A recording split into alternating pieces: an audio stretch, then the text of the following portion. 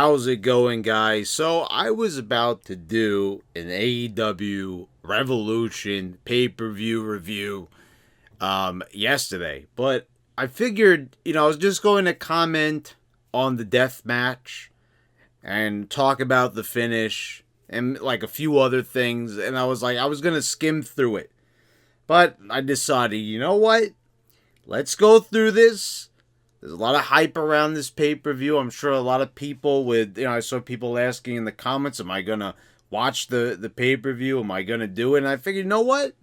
Let me watch the whole show. Let me go through it because last time I said that I skimmed through the pay-per-view, and I think it was Full Gear was the last time. It's been a long time since I watched one of these shows. And people complained, oh, you didn't watch the whole show. So this time, I watched the whole show. Only thing I did to get through it a little bit quicker was just speed through the entrances, but that was it. I watched the whole show. I didn't skip through any parts of the match. I watched every single move, every single high spot, everything from start to finish. Okay, if there was any pre-show or dark matches or anything like that, I didn't see them. Okay, so, I don't even do that with the WWE reviews. Okay, so, anyway, I can't wait till the end to talk about the finish, but there is one thing that goes without saying. This is a finish that is so deserving of Tony Khan.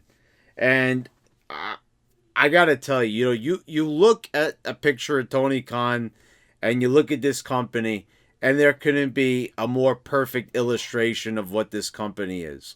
Now, does this company do certain things right? Yeah, admittedly, I'm going to talk about this. There was things on this show that were actually not bad. In fact, I'm going to talk about something that I actually liked. There were a few decent moments.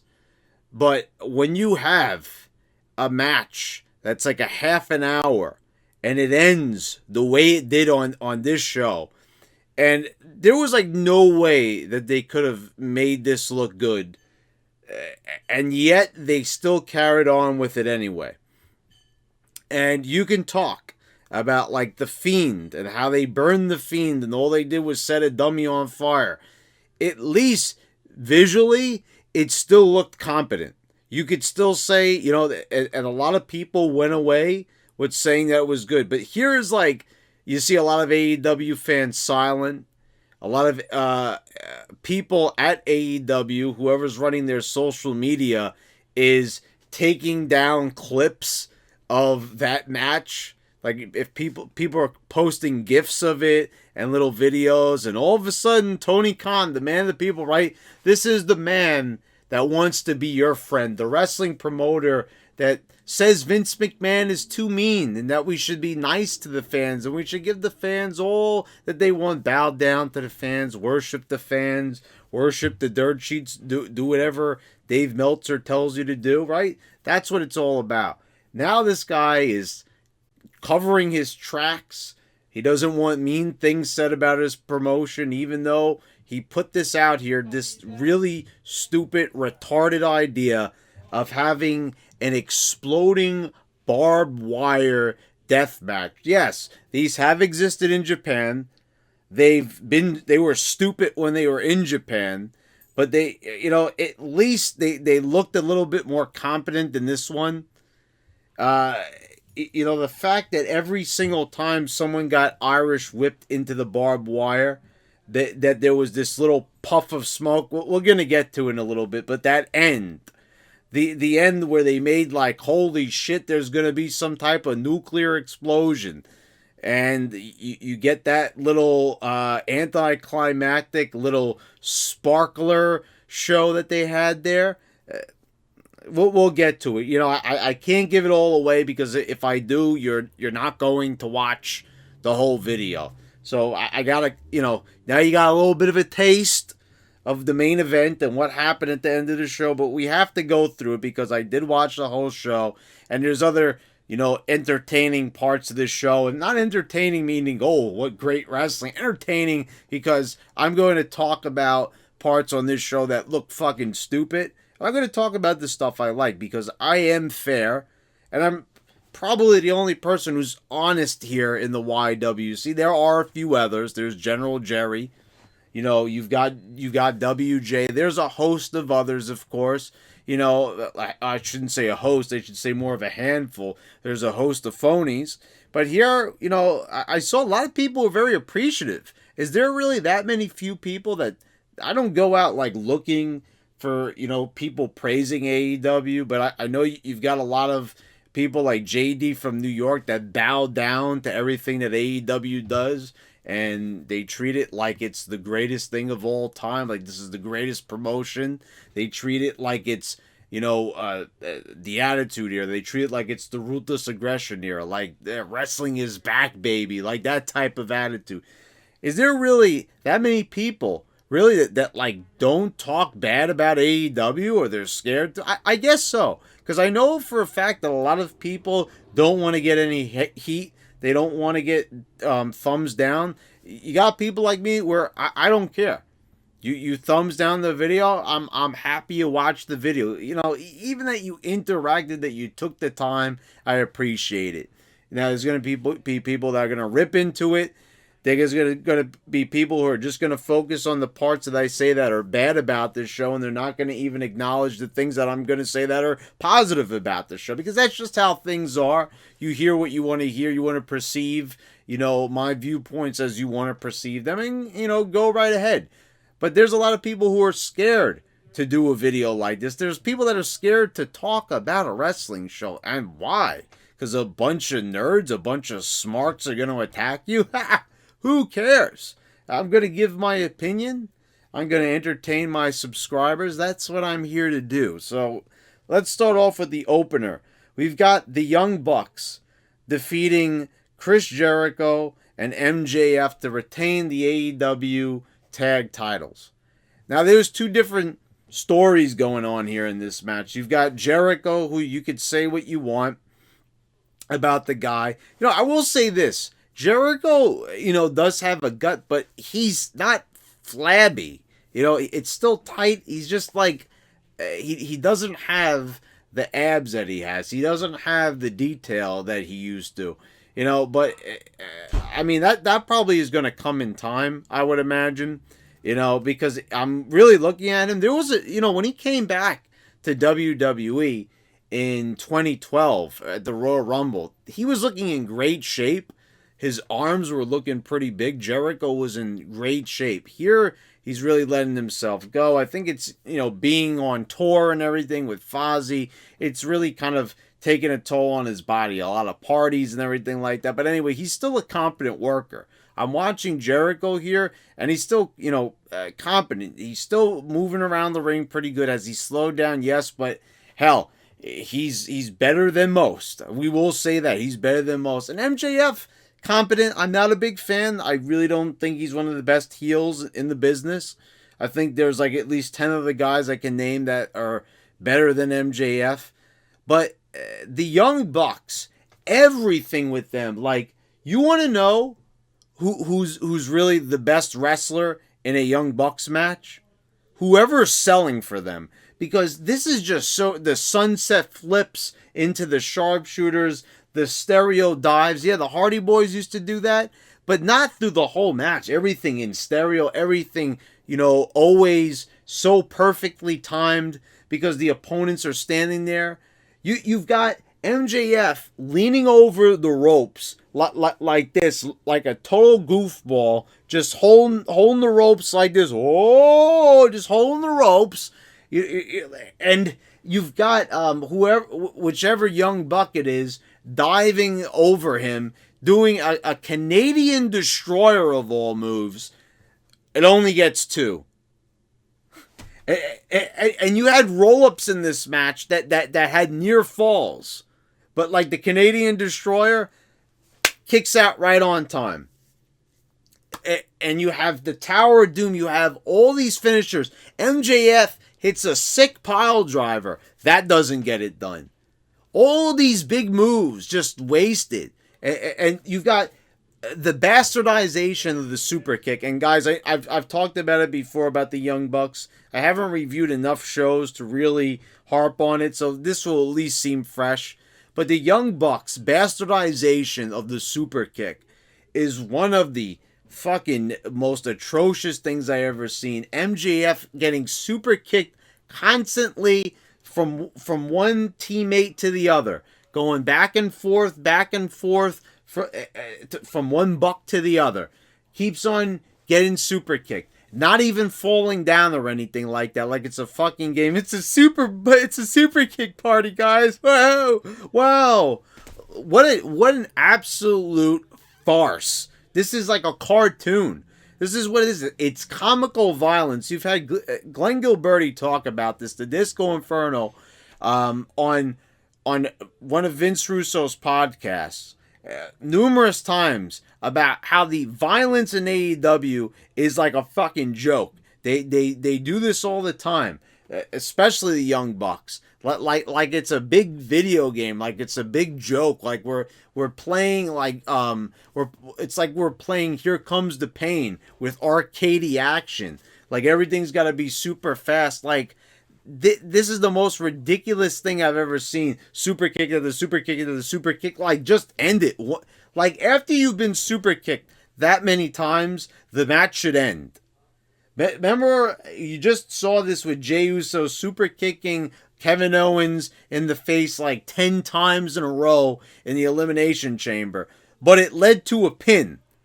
It wasn't a transitional move. Shawn Michaels and all these other wrestlers that made the super kick their finisher, what an absolute joke.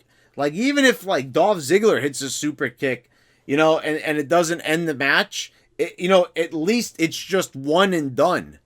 But here we've got pile drivers, we've got big moves. Everything the Young Bucks does has to be a big move, and their opponent has to stand there like a fucking moron, like MJF, just waiting, setting up. Like, how many times you had wrestlers bending over in this match? Like, this was just, bend over, Junior, bend over and take the Canadian Destroyer. For me, MJF is standing there, and you've got one of the Bucks on the apron trying to measure him. This is not enjoyable. I know a lot of people are going to look at this match and say that there was a lot of big moves. There was a lot of fun to watch, and this is why people like AEW. They like watching a lot of moves. It doesn't matter that barely anyone's selling anything. We've got like Jericho and MJF, and I'm seeing they're trying to like bring a little bit of like, a grounded base to this match, so it's not all just high spots. But the Young Bucks are like just demanding. They've got to get all their shit in. If they don't get every single spot, they're like OCD. They've got to get every single spot in there. If they don't get the stereo dives, and they're doing these, these dives, and they barely look like they even hurt. These two knuckleheads, I mean, I've got to say it. They might be, they might be athletic. They might, be good with the acrobatics, but they're terrible wrestlers. I mean, if they don't have the right opponents in there, because these guys have been in there for years, and so is MJF. He's been there since like Tough Enough. That's how he got his start. So these guys, they've been around for a while. If they don't have the right people in there selling for them, they're nothing. And so that's what we're getting. So, you look at this team, and then you go back and you look at the Hardy Boys in their prime, and you see the difference of like a good high-flying team versus a bad one. Because the Hardys would like pick their spots. They wouldn't like just overdo everything. And of course, some of these moves, a wrestler has to kind of just like, they have to be propped up in the corner for the poetry and motion. There's little give and takes there, but it wasn't that all the time. Here with the Young Bucks, it's all the time with people standing around and getting into position for them. For these, can they do like a normal move? Does it always, every move they do is like a finisher. It's and then they go for the Meltzer driver, and then they botch that shit because it's so fucking complicated, because one of them has to do the springboard, and he's got to do a 450 just so he could push down. Like that even does anything. Like that's going to add momentum to the draw. And There's a move called the Meltzer Driver. We've talked about this before, but like just sitting here and thinking about that finish and thinking Dave Meltzer's name, it was on this show. So you already know, like, does anyone even take that into consideration that Dave Meltzer's name gets weaseled into every single Young Bucks match because they called it the Meltzer Driver? They've wrestled with photographic images of Meltzer on their tights in the past. I don't think they've done it in AEW, but I know they've done it in Japan and they've done it in other places. Does anyone see a big problem there? Because I got to tell you something. I certainly have a big problem with that. My God. Anyway, this to me was just, it was terrible. It was all over the place. It looked goofy as shit. So, not a good start. We had this casino battle royal, and the winner would get a tag title shot. This was won by Pac and Rey Fenix. And this thing was, again, like all over the place. You had 3 teams worth of the Dark Order. And these goofballs, like so many goofy looking guys in masks. And you've got Jungle Boy in there. And Jungle Boy does this Hurricanrana to one of, I think he did it to Evil Uno.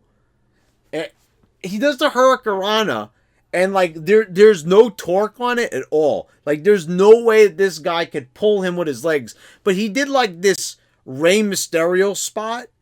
I mean, granted, this is something that's up to the opponent, so you've got that, you've seen the move before where Rey Mysterio will do the Hurricanrana and the guy will get like launched into the ropes, setting him up for the 619. But I've seen him do this one too.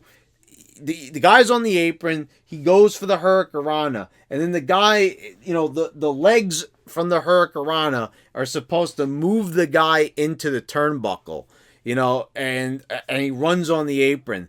This was so delayed. This was so off-timed. It was one of the biggest botches I've ever seen. Like, it was almost like the guy was asleep. Evil Uno was asleep.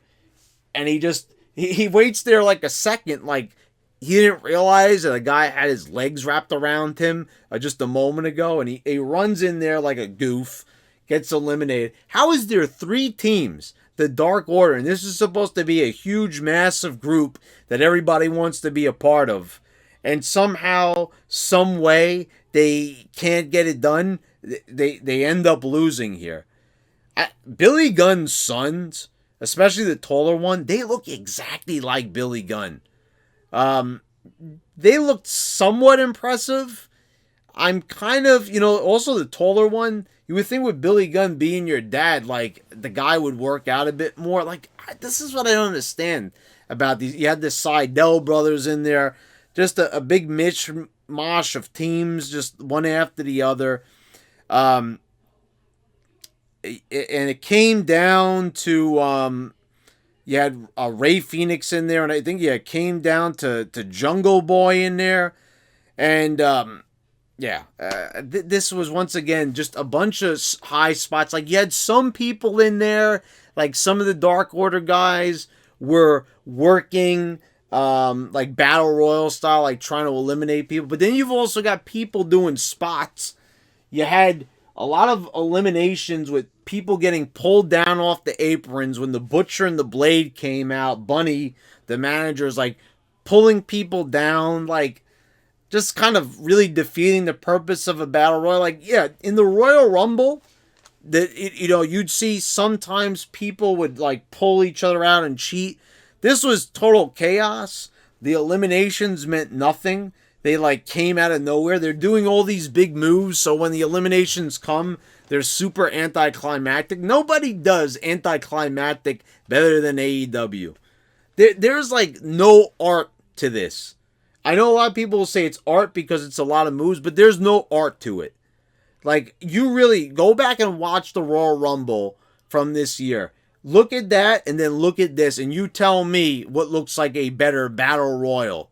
There's absolutely, positively no contest, no question whatsoever what's a better looking product. I mean, seriously, there's people going all over the place. This doesn't even look like a battle royal where you're supposed to throw your opponent over the top rope. It just looks like a damn free-for-all with just limbs and flying all over the place. Like everyone it just looks like a total goof in here.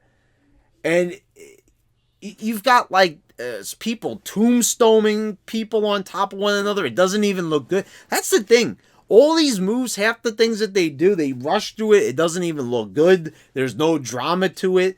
You've got somebody pile driving another guy, and the knees are going into the other guy. Like, no one, they're all stumbling over one another. It looks like a complete fucking mess.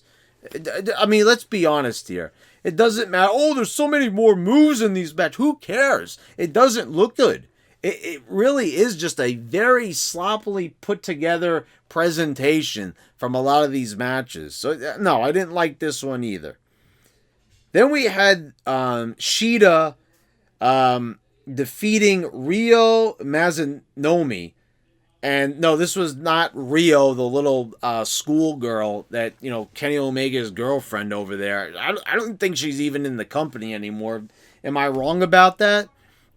Can someone put that in the comments? Is Rio still technically a part of this company? Is she injured or something? I wouldn't be surprised with a tiny little girl like that. But this Rio Mazanomi, she looked weird. She's a veteran. First of all, let me tell you something. I thought that like these Japanese girls were supposed to be good. Let me tell you something. When I watch Shida and I watch Rio Mazanomi here, Asuka, like WWE scored the very best Japanese wrestler that there is. I mean, everyone they've tried to do here is like trying to live up to Asuka. And you can see, like, all of them are downgrades. These are, like, Asuka, like, negative 2.0.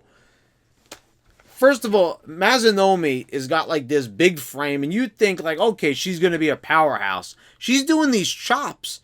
She's doing one after another. And, like, she's, like, patting her on the chest after a while. I'm like, that's not even doing anything. What is she doing? She's just... What is this? What does this do? This does absolutely, positively nothing to the human anatomy. I thought that it's supposed to be about stiff shots. I thought it's supposed to be about Japanese strong style and hitting somebody, you know, as hard as you can with it, you know, still being kind of, you know, kayfabed a little bit. You know, here we're getting just the sloppy. And like a lot of these knee strikes. And then this was also so dragged out. JR, you could tell, was getting tired of this. There was kick out after kick out. She's hitting her with 1,000 knees and shining wizards and all these different moves. And like, it's like ended already. Big move after big move. Everyone's getting dropped on their head. You know, Shida does a sit-out driver on the outside. You know, that doesn't even get it done. Like, people, they're getting dropped on their head constantly.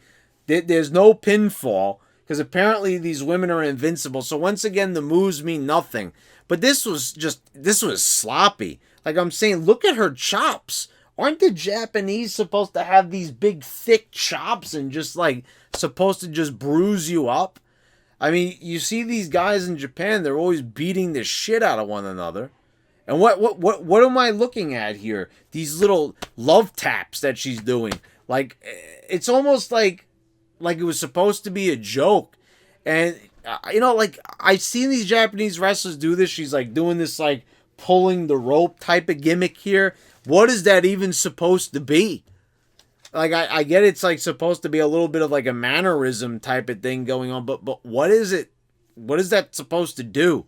Like, it's like a big joke. It's not like a title match. This is, you know, they're fighting for the women's title, and it's like, like, they're talking about this is a 10-year rivalry, and Shida hasn't beat her in 10 years. Who the fuck cares? Like, who is this woman? She comes in out of nowhere. She apparently beat Nyla Rose, and I'm like watching this, and I'm like, okay, so this is who she can't beat. This girl with these little love tapping chops. Quite frankly, she looks like a joke. She looks like a underperforming, poorly trained wrestler. And we had this before where they had like another Japanese veteran. I remember talking about this show like about a year ago. And it was the same deal. It was the same deal. It was another Japanese female wrestler, and I think it was also with Shida, if I'm not mistaken. No, and I think it was against Rio. I think it was like Rio and like her trainer. Yeah, I think they had like a match, and it was the same thing. Like we were watching sloppy wrestling from veterans, and like you didn't get this from like Trish Stratus or Lita. And I know people, oh man, those WWE girls don't know what they're doing. I mean, like, I'm gonna tell you something. A match like this made me even appreciate a Sasha Banks match. Made me appreciate Sasha and Carmella. Like, I'm being honest, like, I will watch that match 1,000 times over this. This was just a big, messy piece of garbage. It looked like absolute shit, to be quite honest. I'm looking at it, I'm like, this is your veteran? This is the rivalry? This is the pay-per-view match? Who do they think, who's going to care about this? Oh, because she's from Japan. Oh, excuse me. Well, she's from Japan. She must be great. We can't say anything bad about her because she's from Japan. Because she knows what she's doing, apparently. Oh, yeah, is that how you're supposed to do in Japan? This little love-tapping stuff? Really? Okay. You know, you see wrestlers like in developmental doing it better than that. Guys in NXT doing it better than that. You would watch Tough Enough back in the day and see Maven giving a better chop than that. Maven, his first day being a wrestler, delivered a better strike than the strikes I was seeing in this match. Then after this, you've got Nyla Rose coming in with Britt Baker, Thunder Rosa to the rescue. Britt Baker with some, speaking of bad strikes, look at these punches here. I mean, no effort at all. Like, is anyone trying? You're on pay-per-view. People paid money for this show. And you're telling me I didn't pay money for this show, but people did. People willingly paid money for this show. And this is what they're getting. This is the professionalism. Ooh, so professional. It's very professional looking. What a fucking joke. Up next, we get some action in the back. Miro, and which is Rusev, and Kip Sabian, they defeated Orange Cassidy and Chuck Taylor in the ring, but first they beat them up before the match. And what do we get here? Just a really, really boring match. This is what Miro left the WWE before. He complains the WWE wasn't treating him right. This whole sob story, and what is Tony Khan's going to treat him right? He says first, we're gonna get the Miro that we deserve. He came to the ring in the tank and everything like that. We're gonna get that Miro again. What do? They put him in Kip Sabian's wedding. He's in the same angle that he was in WWE, and he's in a tag match. He's nowhere near the world title scene. They're not giving him a championship.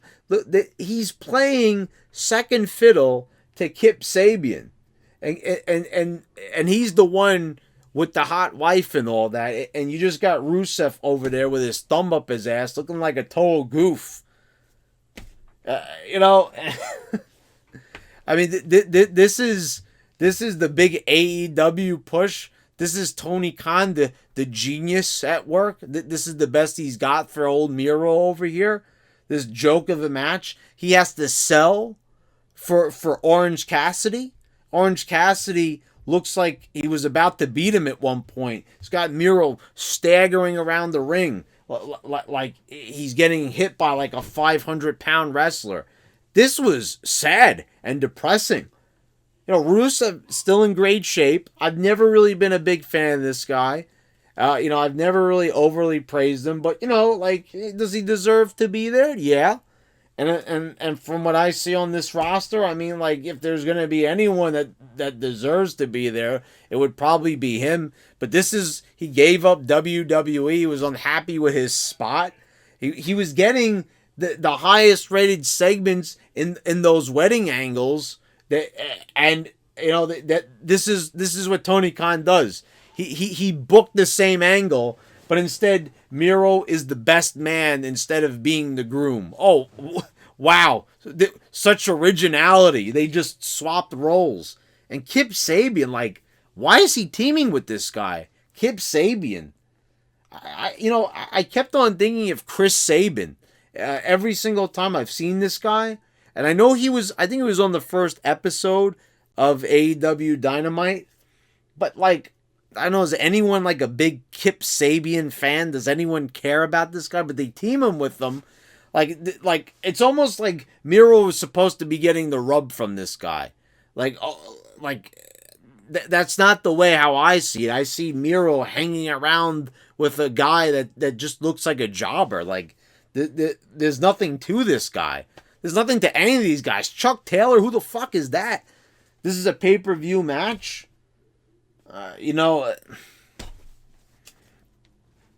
Whatever you guys say, this is the company. This is the revolution, folks. Oh, God. Up next, we had Adam Page defeating Matt Hardy, and thank God we got this match. Because as far as I'm concerned, this was the only, like, good match so far up to this point. At least there was something that resembled a traditional match. And, like, you guys know I'm a huge Matt Hardy fan. If there's anyone that could save a show, it's this guy. If there's a guy you could count on at least to be competent and know what he's doing. And Adam Page he's not a slouch at all. I didn't think that this guy was a main eventer the first time I looked at him. I just kind of see an average looking guy, to be quite honest. Like an okay build, an okay looking face, just nothing really there, nothing substantial.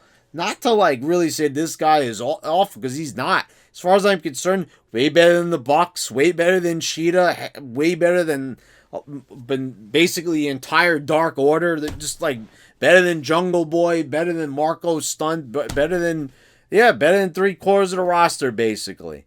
So you've got this match, and I thought it was a pretty decent match. I thought Matt Hardy was entertaining with the contract signing with Adam Page, where Adam Page fools Matt Hardy into signing the contract, and it ends up that Matt, if he loses the match, he's going to have to end up giving him 100% of his first quarter earnings. And I don't know why they worded it that way. It can't just be like there was money on the line, like, that he had to sign over like $1 million. Like, I don't know, his first quarter earnings, like, okay, I don't know, maybe it's just me, but I thought it was decent. He kicked out of the Twist of Fate, then he hits the buckshot on him. There was some shenanigans. Apparently Adam Page is a part of the Dark Order. So now we're like mixing in guys that don't even make sense. Like, what is with the Dark Order? Some people are wearing masks, others are not. Like, okay, I'm not really understanding this. Like, so some of them wear masks and some of them don't, apparently. This is some kind of weird, like, Aces and Eights thing where like, okay, Aces and Eights started off all masked, and then they would start to get unmasked one by one. And okay, like, so this is kind of like the deal, but they're not doing the unmasking thing. They're like, just some of them, hey guys, you do whatever you want. You want to wear a mask? Don't wear a mask. Hey, whatever you want to do. Like, that's kind of what we're getting here.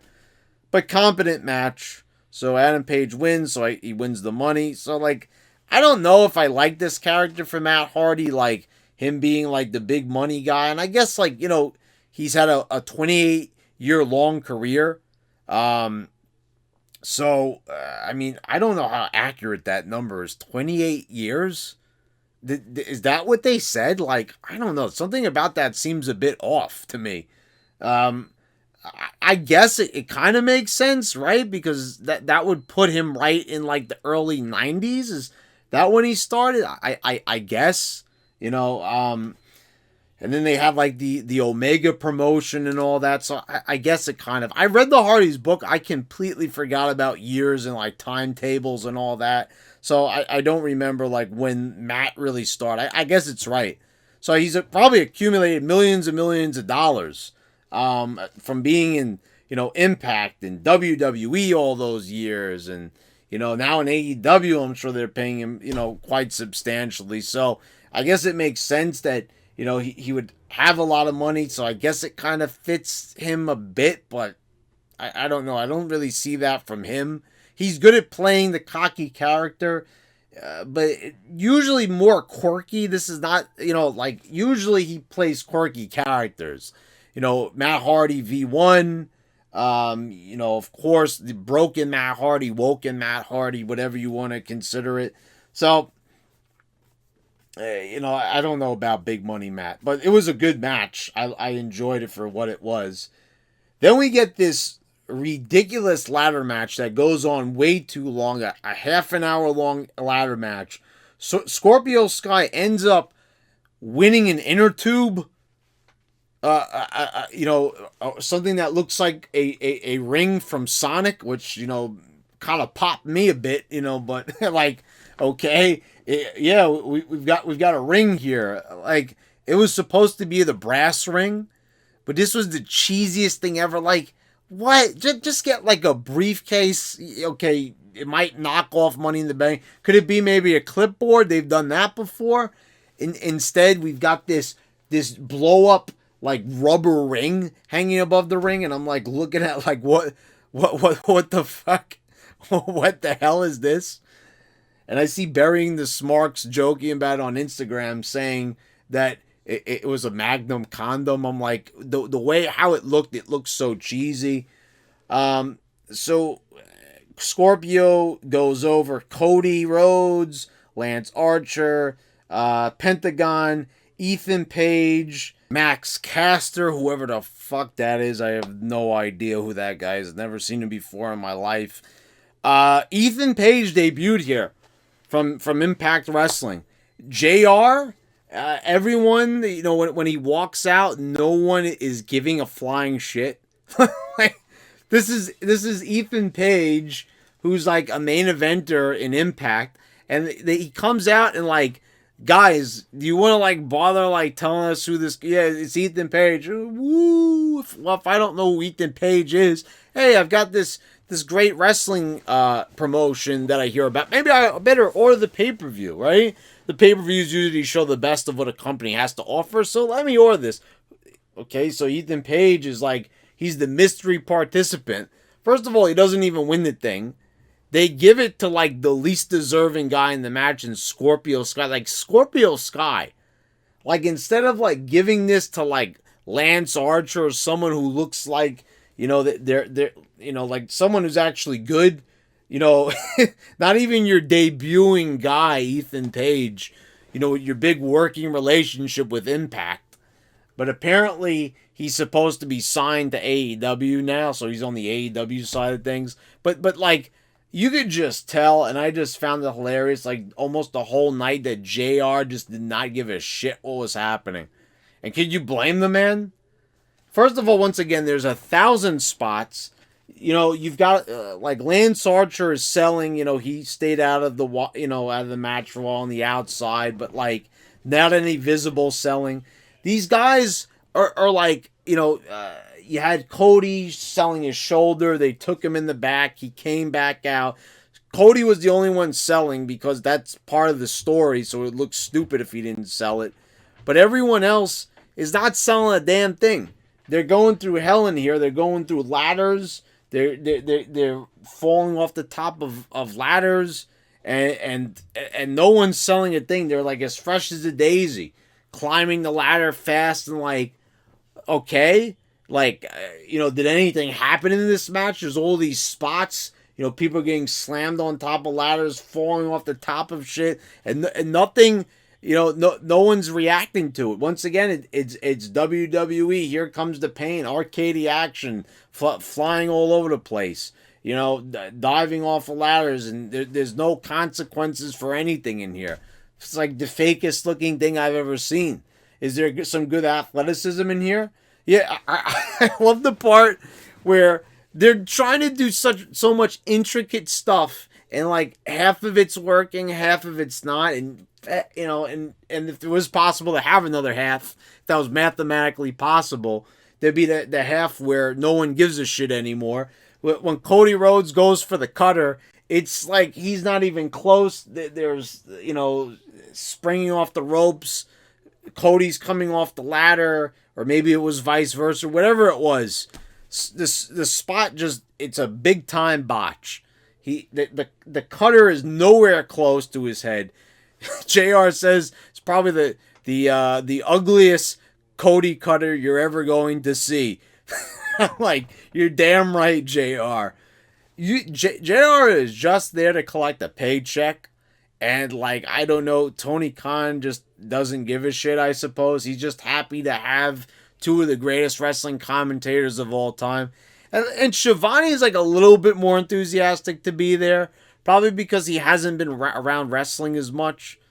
Think about it. Since Nitro, he hasn't really called that much wrestling, to the best of my knowledge. Maybe he's done some indie shows, but he's been on the radio mostly. He had a radio show. JR has, been calling wrestling for a while with, very little breaks in between. Yeah, for a while they weren't using him while he was under contract at WWE.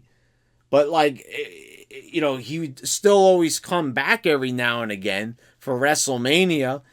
So you could tell he's tired, and now they're making him watch the absolute worst shit ever. He's being forced to watch wrestling with like zero psychology, no selling. I mean, this guy has sat there and he's seen the best. He's been there for WCW. He's been there for WWE during the Attitude Era, during the Ruthless Aggression Era. He has seen the greats. He has seen the best of all time. This guy has sat there, and his voice is over some of the greatest matches in history, and he's forced to watch this absolute horse shit, and you could hear the pain in his voice, and there's so much empathy there between the viewer and JR, and you really have to come to a realization with yourself and say, self-realization, and say, why am I watching this shit? Even the commentators are bored out of their fucking minds and being tortured by it. Dear Lord. Then we get the reveal of who the mystery signee is. Is it going to be CM Punk? CM Punk already says he's not going to do it. Is it going to be Brock Lesnar? What, are you fucking kidding me? Of course it's not going to be Brock Lesnar. It's Christian. I'm a Christian fan. I mean, guys, people were knocking this. Good for them that they got Christian. I said in my AEW has failed video, I have no problem retracting that. I was dead wrong. I was a goofball. I got it completely wrong. They ended up signing him anyway, So yeah, I mean, I thought because he was in the Royal Rumble, he wasn't going to be there, but they signed Christian. Okay. Now, this was supposed to be a company about the rising stars, the new talent, right? I mean, is this what we're getting now? We've got Sting, all these other guys that are not really newer that they've hired. Even guys like Lance Archer, like they're treating these guys like they're newer guys. Like Lance Archer, Dallas, he was there like when TNA first started back in 2002. I watched him when he was in a tag team with Kid Cash. These are not newer guys. A lot of these guys, they've been around for quite some time. This is not like the newer breed or anything like that, like you've been led to believe and people have been fooled into. But Christian's a good talent. I mean, it's good to have people like Matt Hardy and everything there, because as you can see, when these people perform, they're substantially better than the newer guys, because the newer guys, they just suck outright. I mean, that is just basically the fact right there. That you got to have these veterans. And even I think Tony Khan is even realizing that there's just so much lack of potential for these guys. There's nothing there there's so many people that are just like a dead end, yet they're on the roster anyway. Like, you're watching this ladder match, like Scorpio Sky. This is a prime example of a dead end. There's nowhere they could go with this guy. There's no charisma, there's no character or anything, but yet they have him win the match. They made this guy look like he went through hell, but that every single match is like that, so it's not even really a standout. Anyway, let's move on here. So yeah, Christian's in the company, great. I'm still not going to be a regular viewer of this company, just so everyone gets that straight. We have a cinematic match with Darby Allin and Sting defeating Brian Cage and Ricky Starks. This was good. This was my favorite thing that I saw on this show because, first of all, I thought with Sting and Darby Allin, just the whole way they shot this thing, and Sting and, Brian Cage and Starks getting in the Lamborghini, I thought they did a very good job with this. And I liked the location of the warehouse. Kind of made me think of, the intro to Raw in like 1997 with everybody fighting inside the warehouse. So this was a pretty good setting. It had like a real grungy feel to it, and I guess that fits into the character of Darby Allin and Sting. Like, Sting hanging out with Darby Allin, like, I don't know, just because they both paint their faces, is that what the connection's supposed to be there? I think they did a good job with this. It was part music video with Sting and Darby Allin. They kind of had their own entrances, and the way how they put this together, just going through the warehouse, they had like an old, like, beat up ring in there. I thought it was pretty cool. I liked the way, how they went through this thing, and, they kind of showed you around the warehouse, and, it seemed like a real street fight, like a place a street fight would take place. They didn't do any like, oh, look at all these big wrestling moves and everything like that. You had Darby Allin like coming out of a window with a big elbow drop, and obviously he fell onto like a pad below, but I thought everything was pretty well done here for a cinematic match. It wasn't the quality of the Boneyard match. I thought that was just a little bit tighter, and in a lot of different spots, and this was good. It didn't go very long. It wasn't overly long or anything like that, and it was just cool to see. They did some interesting camera shots and angles and things that you normally wouldn't see. And that's what's good about these cinematic matches. It's creative. And this was the way of getting Sting to wrestle without really getting him to wrestle like in a regular traditional match. And that was smart. They obviously kept Sting safe in this match, which is something very unusual in AEW, to keep people safe. But I enjoyed it. I can't really knock this. I mean, it was a pretty well done match. I gotta say though, like, after seeing all this, they go into the ring and Sting hits the Scorpion Death Drop. I mean, a little anticlimactic there, but what we're gonna talk about next is 10 times, 100 times more anticlimactic. So I guess I really can't complain that much. But yeah, this was pretty decent for what it was. Enjoyable. It definitely was, especially compared when everything else is that terrible. This definitely was stand. So yeah, Adam Page and Matt Hardy, decent match. This was very well put together. So those were like the only two things I enjoyed on this show. In the main event of the evening, your big wonderful main event, the exploding barbed wire death match. And you just knew something was going to go wrong with this match because there was just a weird aura.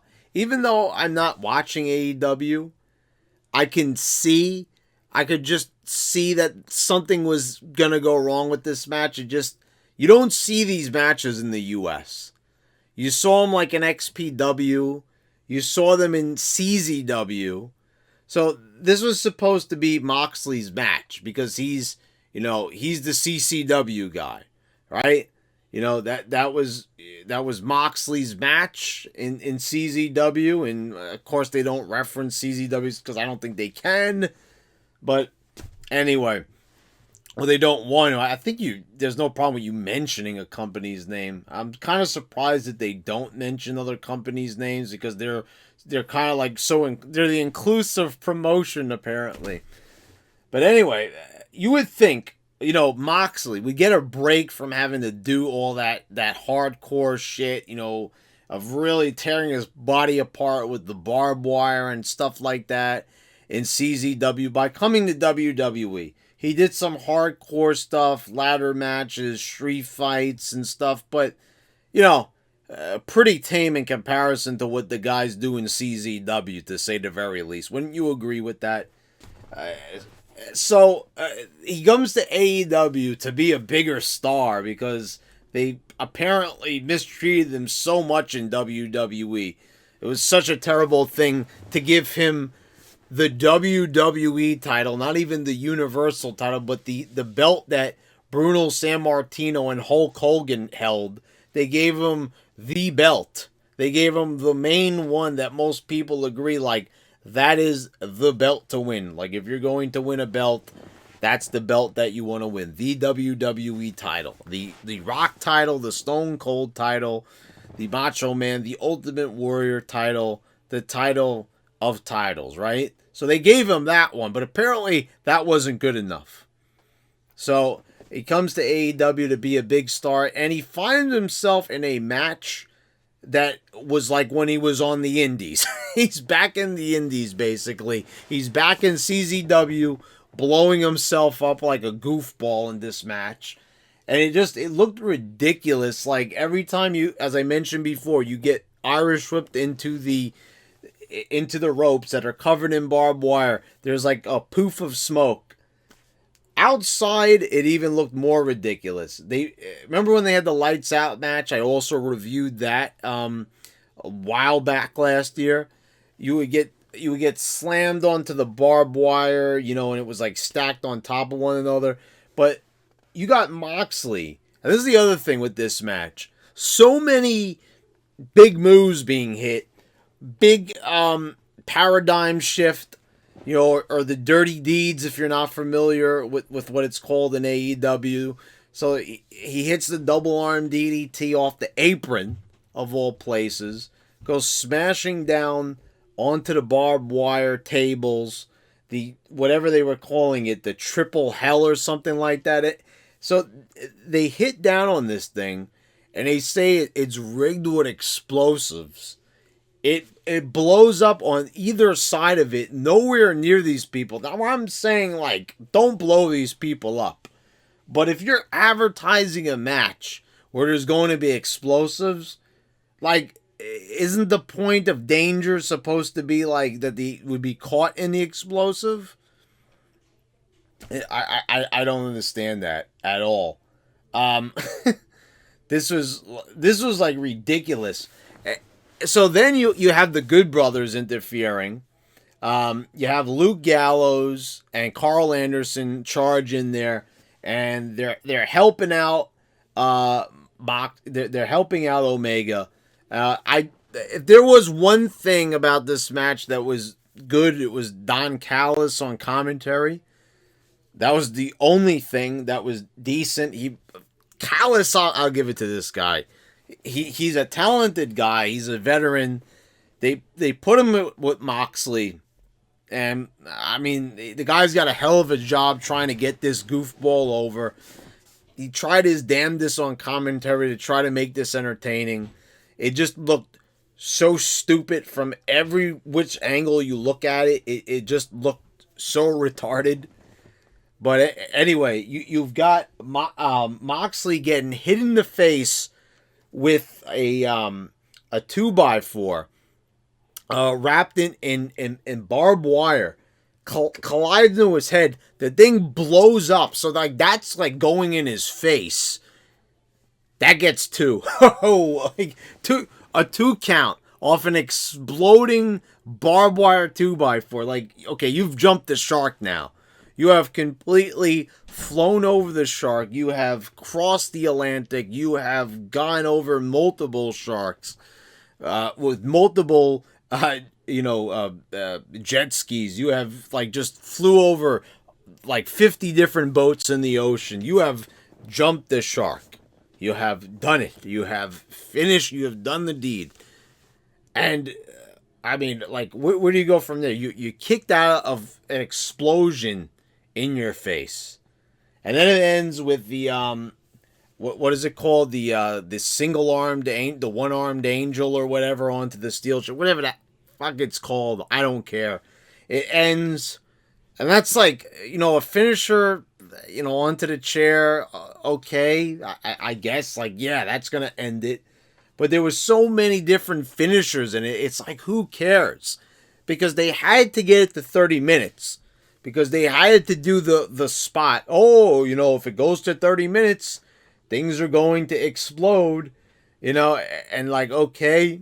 So like they're gonna do it. You know that they're gonna go to 30 minutes because they want to deliver on the explosion. So they gotta do it. So they gotta fill time. So they do all these little things. And first of all, like, there's very poor selling in this, by the way. There's absolutely nobody selling a damn thing in this match. First of all, I mean, you already know, when an explosion to the face, if anybody's getting up after that, you've already failed at selling. You've already failed at your job of being a professional wrestler. Because at that point, why even have this match, and try to pretend? You might as well just put a big billboard in the ring that says this is fake as shit. And I mean, this is why I don't understand why they have these kinds of matches. This, obviously, with explosions and everything, who's going to survive something like this? This is why you can't go this far. You can't go. You've crossed the threshold here where this is, you're not going to be able to suspend your disbelief anymore, because now you've gone into a new dimension of retardation that you can't wiggle your way out of it. Anyway, so what happens now? There's the beatdown. Eddie Kingston comes out because now there's a big scary countdown, and they've been doing this throughout the match, where there's like warning signs, and like, you hear these verbal, these audio cues that like something's about to explode. And then you hear sirens, and there's a countdown, and Eddie Kingston, he's trying to get Moxley. They had handcuffed him in the ring. He's trying to get him out and everything. So then he covers Moxley to protect him, and then the timer hits 0. And then these sparklers come out, and then there's a couple of like smoky farts, poof poof, even weaker than what you were seeing in the match. And you've got Excalibur going, oh, and JR and Shivani are like dead silent, like.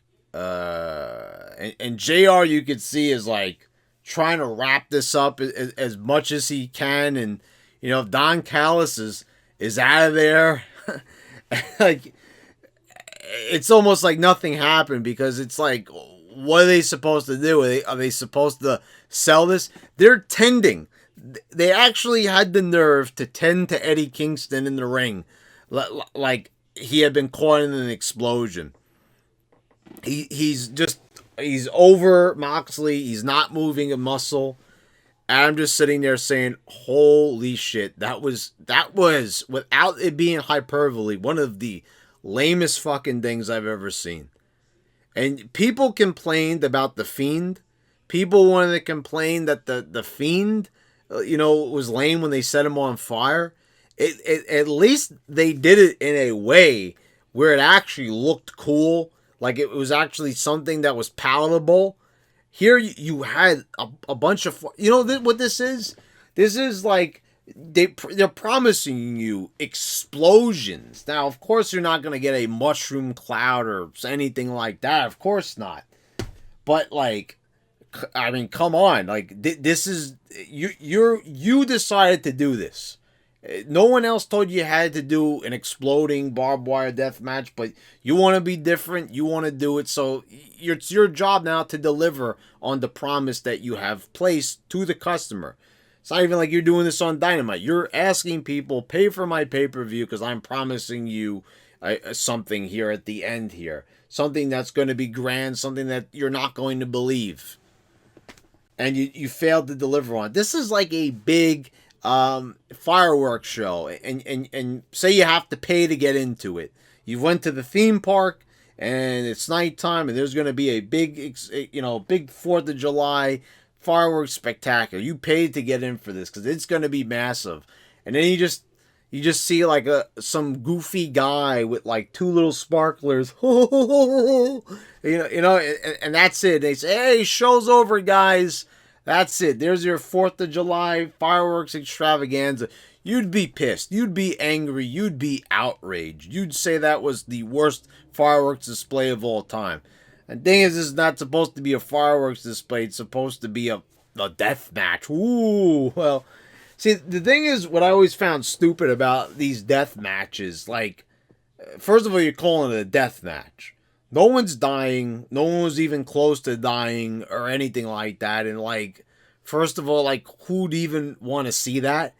I mean, this is professional wrestling. This is why I always thought it was stupid in Japan when they would do it. I would think it was goofy as shit.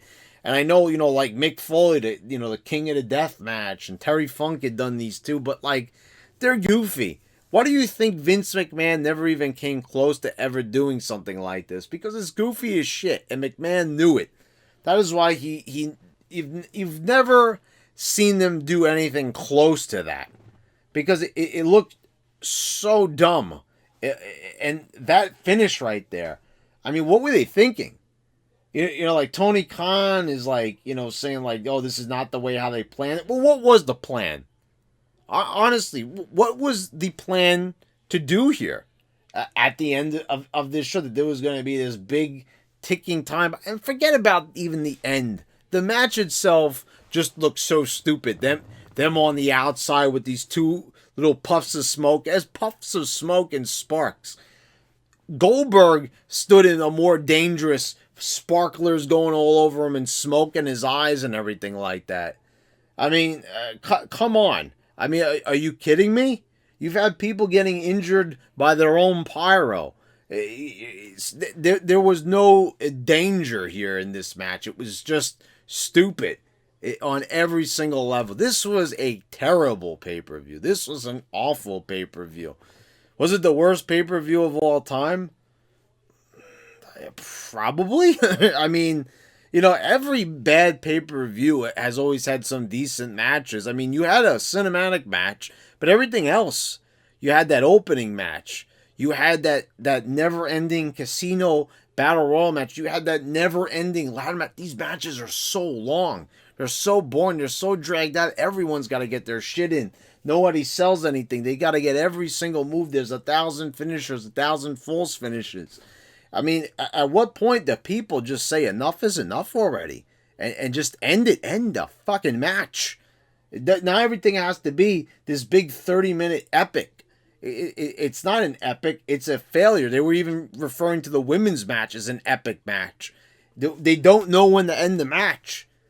Say no to the referee. Bring it home because, this is not working out.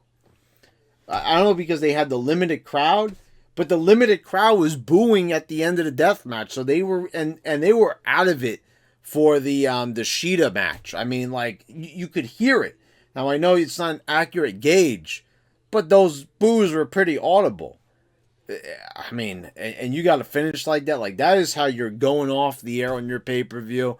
I'm sorry, but when you bookend your show with like a really shitty opener, with the Young Bucks, and that's the other side of it, that to close it out with that sparkler show, I mean, you just pretty much sealed your fate for having just a really, really shitty ass pay-per-view. Disgraceful. This is what, and Tony Khan has the nerve to tweet with people on about YouTube videos. He's got his NFL team, the Jaguars, where they've only won. I don't know anything about sports, but they've only won one game apparently and like lost 15. And then you've got this show being presented. So you've got a failed football team, you got a failed wrestling company, and this guy's got time to send out tweets and go on like no-name podcasts. I mean, I get it. He's supposed to be a man of the people. He's supposed to be a man of the smarks, and like, oh, that's all fine and well, but I mean, even by smark standards, this was pretty fucking shitty. Anyway, guys, let me know what you think down below. I'm got a feeling most people are probably going to say that the show was bad, but there's going to be a lot of AEW defenders. I know that just by putting the video out there. People are going to flock to it. Even if they want to hear positive things, they're still going to be looking for that negative content. So come on.